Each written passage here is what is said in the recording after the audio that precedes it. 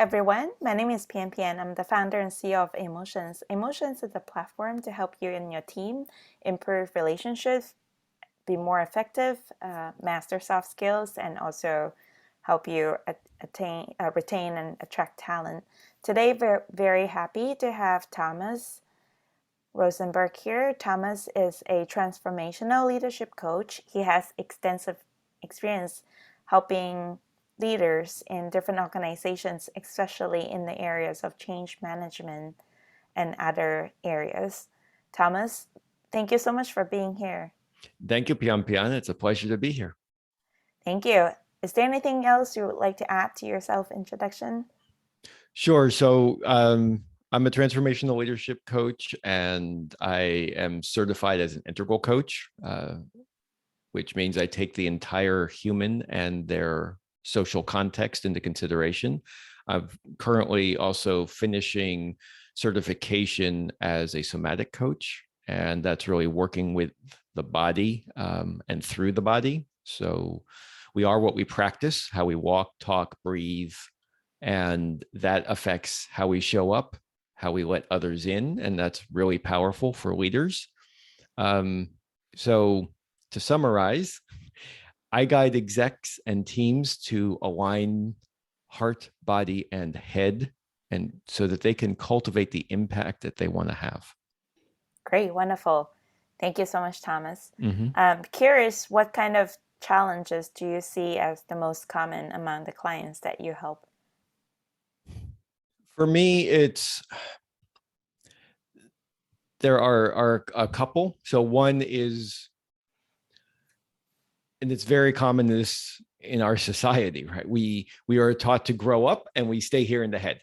And so they're leading from their head and not necessarily recognizing the rest of what's coming through their heart, their body, and what's going on with the other person. So there's a disconnect with themselves because they're just hearing the chatter of the brain and they're not hearing the rest or not feeling the rest.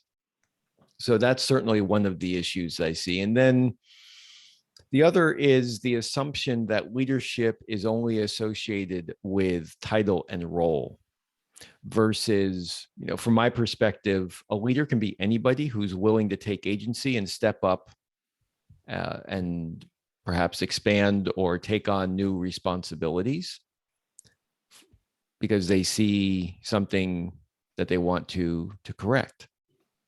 And then lastly, the assumption that answers are always and only external.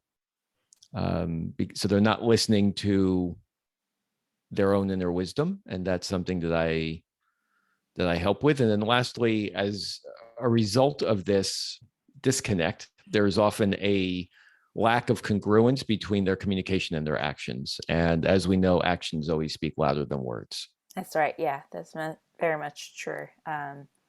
And so how do you help the leaders to overcome these a few challenges?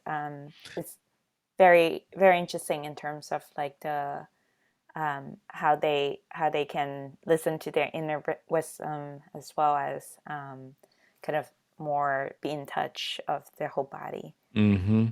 So I'll just back up and say, because this can sound, for those who aren't familiar with it, a bit woo-woo. And neuroscience shows us that our bodies are scanning our environment multiple times a second for safety or threat. And so we're hardwired for safety, belonging, and dignity. So if your body feels or senses into something, you walk, you're talking to somebody and all of a sudden you get a strange vibe, right? That's often what you hear. It's like, oh, I guess got this weird vibe around this person. Well, what is that? Your body's responding to something and you can't necessarily put your finger on it specifically. It wasn't the way they looked at you or anything, but your energy is interacting with theirs and something is off for you. And so it's just being able to become aware of what is my inner wisdom telling me in this moment. And then, but also being aware of what are the habitual patterns that you have cultivated over your lifetime that cause you to respond to certain stimuli under pressure in a certain way.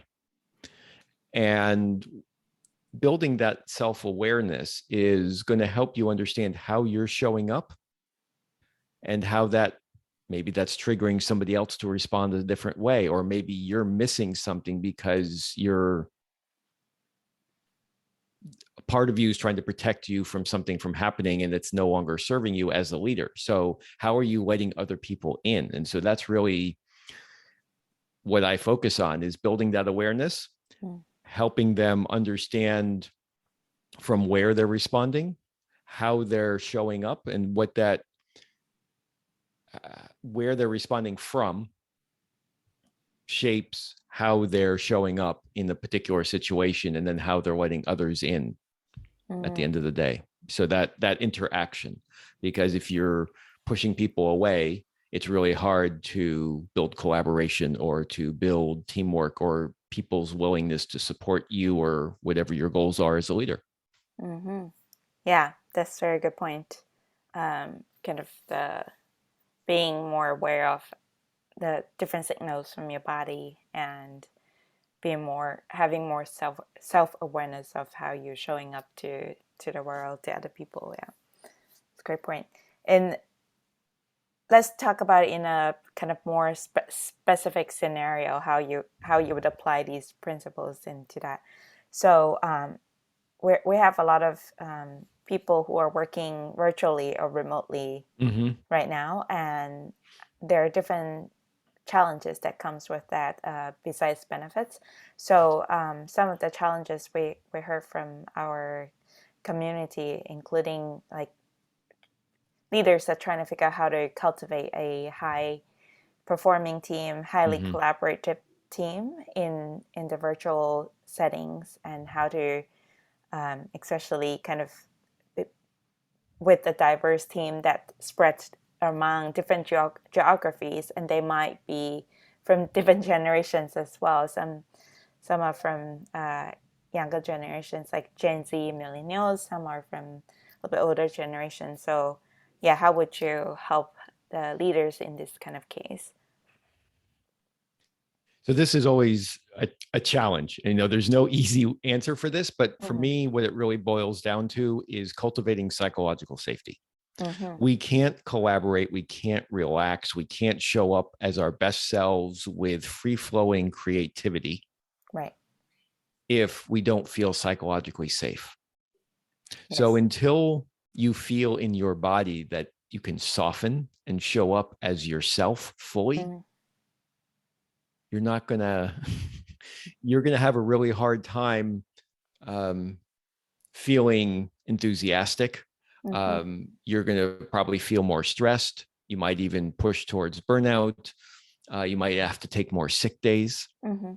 And that might be true for folks who are in a different culture, literally remote and they're on a different continent, and or those who are, say, on the same continent, but coming from a different cultural background. Mm. What do they need? So thinking about what is required for belonging. How can you cultivate that? Right. Because,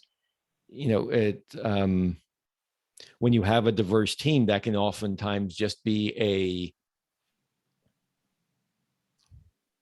a checkbox, just sort of saying, okay, yeah, we've got 6 people from 6 different backgrounds, check.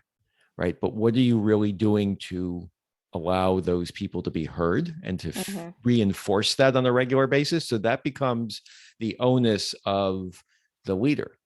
And how are you cultivating this? How are you modeling this? What are the protocols that need to be in place? So really thinking about being more explicit in your core values, Mm-hmm.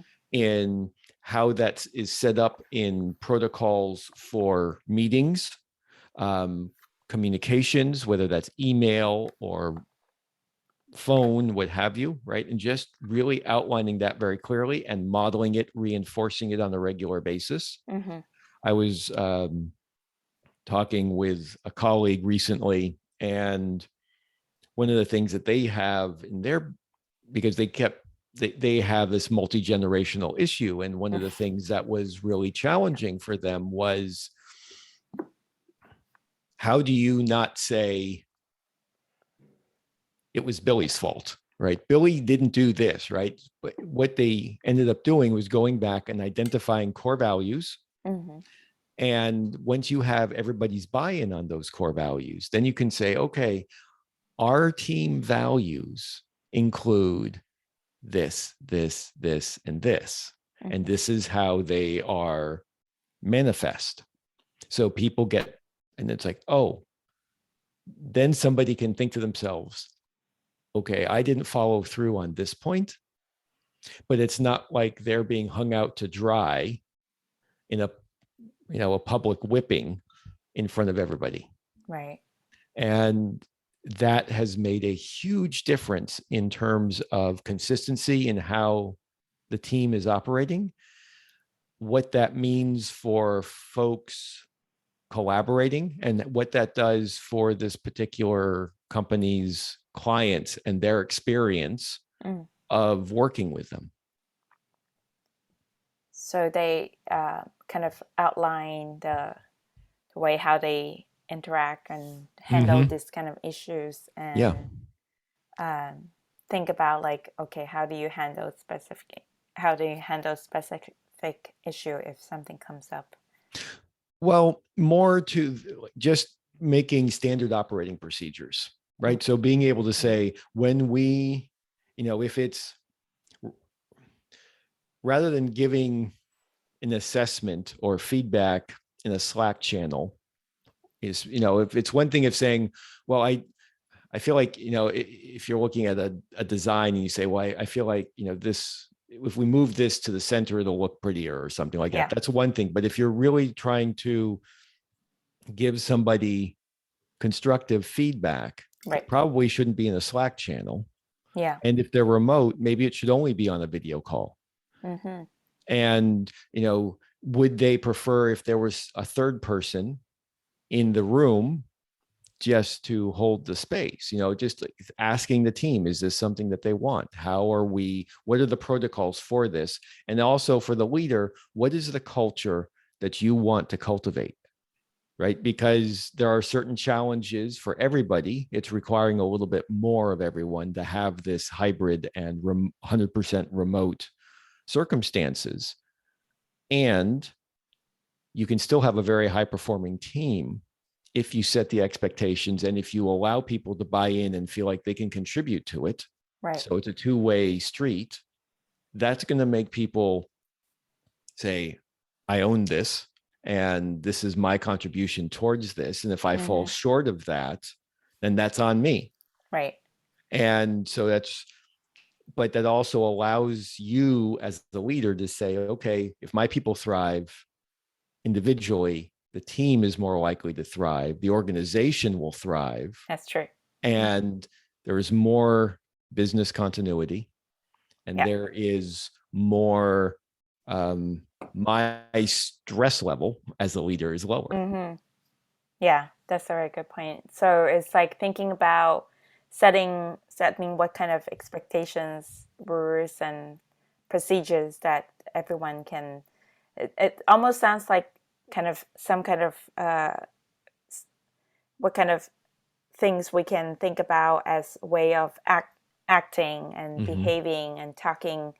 It's like what is the code for the culture in the Mm-hmm. team, and how to keep it in mind to help everyone to thrive and feel safe, and give people ownership.